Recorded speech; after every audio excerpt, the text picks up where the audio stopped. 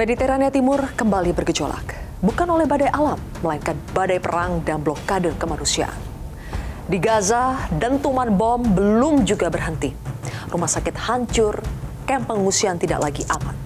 Anak-anak tumbang bukan hanya akibat serangan, namun juga kelaparan. Dan saat dunia berusaha mengirimkan bantuan, Zionis Israel justru mencegatnya. Armada sipil internasional yang membawa obat, makanan, dan relawan kemanusiaan menuju Gaza dihentikan di tengah laut.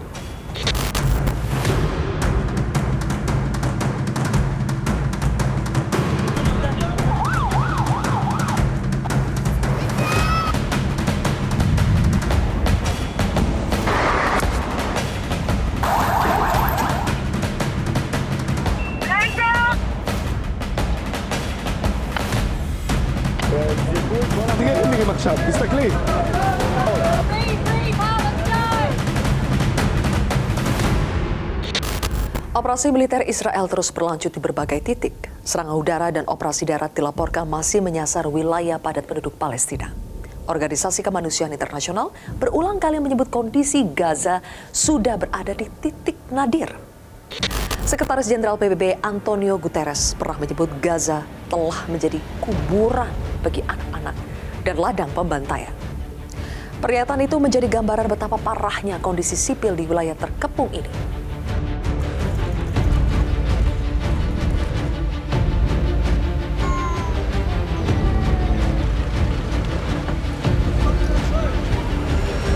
Di tengah gempuran militer, blokade Zionis Israel terhadap Gaza juga terus dipertahankan. Akses bantuan kemanusiaan masuk secara terbatas. Bahan bakar langka, listrik lumpuh, rumah sakit kehabisan obat, dan alat medis. Badan PBB untuk pengungsi Palestina menyebut Gaza mengalami bencana kemanusiaan buatan manusia. Komisaris Jenderal UNRWA Filipe Lazzarini menyoroti terjadinya kelaparan akibat buatan manusia karena pembatasan ketat masuknya bantuan makanan oleh rezim penjajah Zionis Israel. The most intense bombardment of a civilian population since World War II, transforming Gaza into a post-apocalyptic wasteland. Gaza has been reduced to rubble. Countless atrocities have been committed. People have been forced to move like pinballs, fleeing death and unable to bury or grieve their loved one. And then, a new law. Despite our outrage whenever famine occurs, our aspiration to prevent it, and despite repeated warnings from food security experts, the Israeli imposed a strict siege and did not allow food to enter into Gaza. Food was weaponized, and hunger spread and deepened to the extent that famine was declared for more than 500,000 people in Gaza City. A man-made famine. I fear that what awaits Palestinians, it's not a glossy future in the Gaza Riviera, but a state of prolonged misery in which they struggle to survive in a land that is lost to them. Kondisi inilah yang memicu munculnya gelombang solidaritas internasional. Sejumlah aktivis, relawan medis hingga jurnalis dari berbagai negara membentuk konvoi kemanusiaan bernama Global Sumut Flotilla. Armada sipil ini berlayar menuju Gaza membawa bantuan logistik dan pesan politik yang kuat. Dunia tidak diam. Kata sumut sendiri dalam bahasa Arab berarti keteguhan. Aktivis hak asasi manusia Greta Thunberg yang turut menyuarakan dukungan terhadap misi kemanusiaan Gaza menyebut silence is complicity, yang artinya diam berarti ikut terlibat. Under international law, states have a legal obligation to act to prevent and to stop a genocide from happening. That means ending complicity, applying real pressure, and ending arms transfers. We are not seeing that. We are not even seeing the bare minimum from our governments. Our international systems are betraying Palestinians. They are not even able to prevent the worst war crimes from happening. And I will never, ever comprehend how humans can be so unbelievable that you would deliberately starve millions of people living trapped under an illegal siege as a continuation of decades and decades of suffocating oppression, apartheid, and occupation. Militer Israel berulang kali mencegat kapal-kapal yang menuju Gaza. Sejumlah aktivis mengaku kapal mereka dibajak pasukan Zionis Israel di perairan internasional. Saat Global sebut flotila berlayar mendekati jalur menuju Gaza, kapal-kapal mereka mulai dibayangi drone dan kapal patroli Israel. Beberapa jam kemudian, pasukan Zionis Israel disebut naik ke atas kapal dan mengambil alih kendali armada. Para aktivis diperintahkan berlutut, tangan mereka diikat dengan kabel tais, alat komunikasi dan dokumen disita. Sejumlah relawan mengaku mereka sempat ditodong senjata dan dipaksa diam selama proses penahanan. Setelah diamankan, para aktivis disebut dipindahkan ke kapal perang IDF untuk menjalani pemeriksaan dan interogasi awal. Baru setelah itu mereka dibawa ke pelabuhan Israel dan dipisahkan untuk proses penahanan lebih lanjut. Di balik blokade itu muncul kesaksian yang mengguncang. Banyak relawan dan tenaga medis mengaku mengalami kekerasan saat ditahan pasukan Israel. Ada yang dipukul, ditendang, hingga disetrum. Relawan Indonesia Rahendro Herubowo mengaku mengalami penyiksaan fisik saat ditahan. Ia beberapa kali ditendang sampai disetrum oleh pasukan Zionis. Aktivis lain, Andre Prasetyo Nugroho, menyebut para relawan dipaksa menunduk dengan tangan terikat selama penahanan.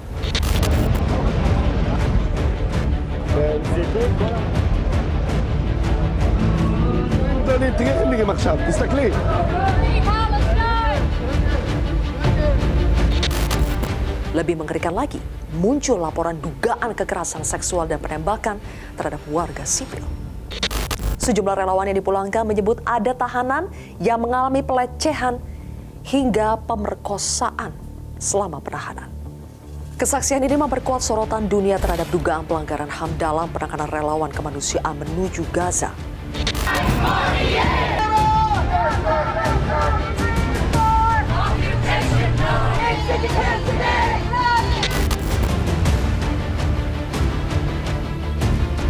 Gelombang kecaman terhadap Israel kini tidak lagi segera berupa protes jalanan. Sejumlah negara mulai mengambil langkah diplomatik yang lebih tegas terhadap Zionis Israel. Terbaru, Perancis resmi melarang Menteri Keamanan Nasional Israel Itamar Ben-Gvir memasuki wilayahnya. Langkah Perancis pun dipandang bukan sekedar urusan diplomasi, namun juga pesan politik. Dunia mulai menaruh batas terhadap pihak yang dinilai memperkeruh konflik dan krisis kemanusiaan di Gaza.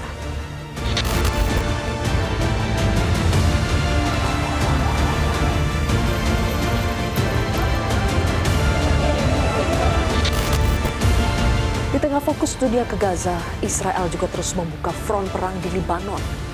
Serangan udara Israel berulang kali menghantam wilayah Libanon Selatan, Beirut Selatan, hingga kawasan perbatasan. Targetnya posisi yang diklaim terkait Hizbullah. Namun seperti di Gaza, serangan ini juga memicu korban sipil dan gelombang pengungsian baru. Pemerintah Libanon menyebut ribuan warga terpaksa meninggalkan rumah mereka akibat baku tembak dan serangan udara yang terus berulang. Perdana Menteri Nawaf Salam menyatakan komitmen Libanon untuk mengakhiri konflik dengan Israel melalui jalur negosiasi. Langkah ini disebut sebagai upaya menjaga stabilitas dalam negeri, sekaligus mencegah meluasnya konflik yang berpotensi memicu gejolak internal di Libanon. وسنستمر في العمل من أجل وقف هذه الحرب التي لم تكن خيارنا وتأمين الانسحاب الإسرائيلي من كامل أراضينا واسترجاع كل أسرانا ومن أجل إعادة إعمار قرانا وبلداتنا المدمرة وعودة أهلنا النازحين الآمنة إليها وتمكينهم من العيش فيها بكرامة وأمان.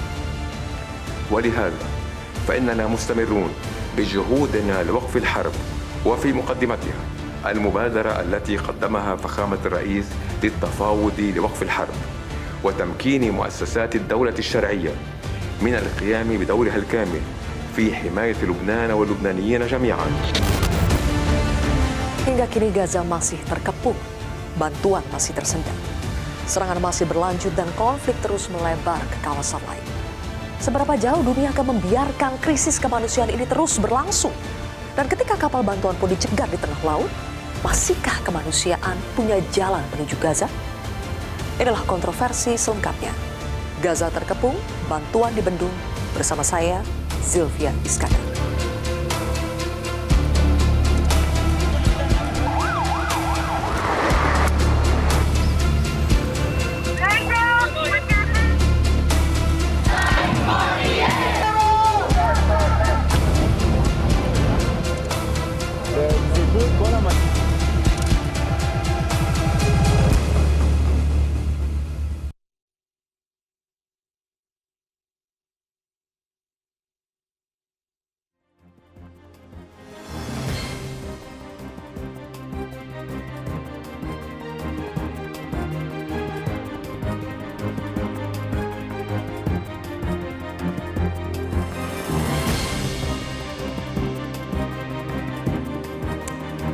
Selamat malam pemirsa, Anda kembali menyaksikan kontroversi. Langsung saja saya perkenalkan 3 narasumber di studio Metro TV. Di sebelah kanan saya adalah relawan global Sumut Flotilla 2.0. Ada Pak Herman Budianto. Pak Herman, selamat malam. Selamat kembali ke tanah air. Kemudian juga ada peneliti senior Indo-Pacific Strategic Intelligence, Fauzia Cempaka Timur. Mbak Cempaka, selamat malam. Assalamualaikum, selamat malam Mbak. Kemudian juga ada pakar sekaligus jurnalis yang fokus di Timur Tengah, yaitu Faisal Assegaf. Faisal, selamat malam. Terima kasih semuanya sudah hadir. Saya akan mulai dulu dari Pak Herman. Pak Herman, pasti sudah banyak menceritakan pengalaman ketika kapalnya diintercept, kemudian juga diculik oleh tentara Zionis Israel. Tapi yang ingin saya tanyakan terlebih dahulu adalah, apa sebetulnya tujuan utama dari Global Sumut Flotilla 2.0 ini? Baik, sesuai dengan narasi-narasi yang kita sampaikan, tujuan utama dari Global Sumut Flotilla adalah untuk membuka adanya blokade. Ya, blokade yang sekarang ini membuat sulit masyarakat yang ada di Gaza yang dalam kondisi penjajahan tadi untuk mendapatkan akses-akses kebutuhan-kebutuhan pokok mereka, seperti pakan dan segala macam, obat dan seterusnya, sehingga kita sangat mengkhawatirkan adanya kematian karena kelaparan, ya, kematian karena tidak bisa ditangani karena sakit, karena langkanya obat yang ada di sana. Ini yang menjadi target utama kita, sehingga kita selalu menyuarakan tentang masalah kemanusiaan, ya, sehingga kita mengajak banyak elemen-elemen dari berbagai negara tadi untuk bergerak bersama dengan satu nilai, yaitu kemanusiaan. Sehingga peserta kita ini bukan hanya dari Indonesia, justru banyak dari Eropa, dari Amerika, yang mereka memiliki latar belakang agama dan negara yang berbeda itu. Tapi visi kita adalah sama, masalah kemanusiaan itu tadi. Itu misi utama kita. Nah, tentu yang berikutnya adalah dengan usaha kita ini akan semakin menggerakkan masyarakat mengetahui bahwa adanya penindasan genosida yang ada di Palestina tadi, sehingga mereka sama-sama mendukung Palestina untuk menjadi negara yang bisa merdeka. Pak Herman, jadi singkat cerita, ketika kapal yang dinaiki oleh Pak Herman dan rekan-rekan itu sudah mulai diintercept oleh tentara Zionis Israel, apa yang terjadi? Setelah kita diintercept, ya, dikepung dengan dari 2 penjuru, maka mereka setelah naik ke kapal kami, mereka langsung mengikat kami, ya, mengikat kami, dimasukkan dalam kondisi di bawah tadi, kita dalam posisi jongkok dan menunduk dengan dilakukan pemukulan-pemukulan dan juga penghinaan-penghinaan dan segala macam kata-kata yang kasar untuk melemahkan kami. Setelah itu dipindahkan ke kapal penjara perang mereka, di kapal perang kita dimasukkan dalam kontainer. Ya, ada yang 2 hari berada di situ, itu juga sama, mengalami perlakuan yang sangat luar biasa. Ada pemukulan, tendangan, setrum, dan kesulitan yang lain termasuk disiram dengan air, kita berendam di air, kita tidur di tempat yang ada airnya basah, itu yang mereka terus lakukan kepada kami. Sehingga juga ada yang ditembak, dilempari granat kejut dan seterusnya, yang tentu itu menimbulkan luka yang cukup parah kepada para teman-teman yang diculik oleh penjajah tadi. Setelah itu kita dibawa ke darat di Asdod. Nah, di situ yang paling mengerikan, karena saya mendengarkan teriakan-teriakan meminta tolong dari laki-laki maupun perempuan yang jumlahnya sangat banyak, karena kita ada 482 itu dibariskan di tempat yang itu tadi, ada yang terkena panas sekitar 3 sampai 4 jam. Ya, kita di sana dipukul, ditendang dengan segala macam bentuknya.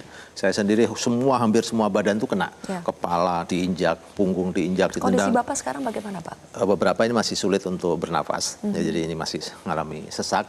Ya, tapi yang lainnya memar-memar sudah mulai membaik. Ya.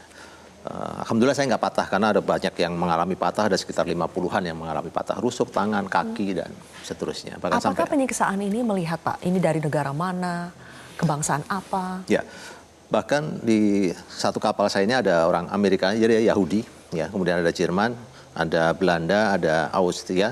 Mereka sama mengalami bertemu di tempat yang terakhir itu mengalami luka yang cukup parah gitu ya. Bahkan beberapa dari Eropa itu yang justru mengalami patah tulang, patah rusuk dan segala macam itu juga banyak dari Eropa, termasuk dari Italia, dari Spanyol dan seterusnya. Jadi mereka tidak pandang bulu, tidak Pak? memandang bulu terkait dengan asal negaranya dan usianya, termasuk apakah dia Gendernya juga laki-laki, ya? gender tidak akan dilihat. Karena justru teriakan-teriakan minta tolong dari wanita itu luar biasa yang paling pilu saya dengarkan ketika kita di Asdod tadi menuju ke imigrasi. Oke, ketika Bapak disiksa seperti itu, apakah sempat terpikir, Pak, apakah saya akan selamat atau tidak, saya bisa kembali pulang ke rumah atau tidak? Ya pasti secara kondisi manusia wajar ya, maka kita akan merasakan ketidakketentuan kita ini mau seperti apa ya dengan ancaman-ancaman mereka yang seperti itu. Apalagi dikaitkan kalau penjajah Israel sudah mengeluarkan undang-undang yang bisa melakukan hukuman mati kepada para yang ada di penjara tadi, walaupun kita tidak bagian dari Palestina, bisa saja karena tidak ada yang bisa melarang apa yang dilakukan oleh Israel tadi.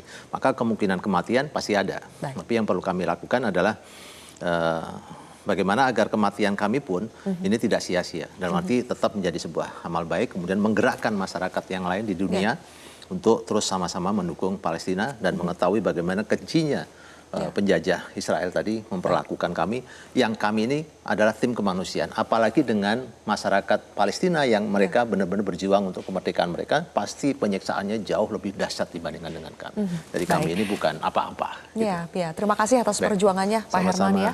Dan pemirsa, mungkin pemirsa juga ingin tahu lebih jauh mengenai diplomasi apa yang sebetulnya dilakukan agar para relawan Global Sumut Flotilla ini bisa lepas dan terbilang cukup cepat lepasnya bisa kembali ke tanah air dengan selamat. Ikuti wawancara eksklusif kami bersama dengan Menteri Luar Negeri Republik Indonesia Sugiono sesaat lagi.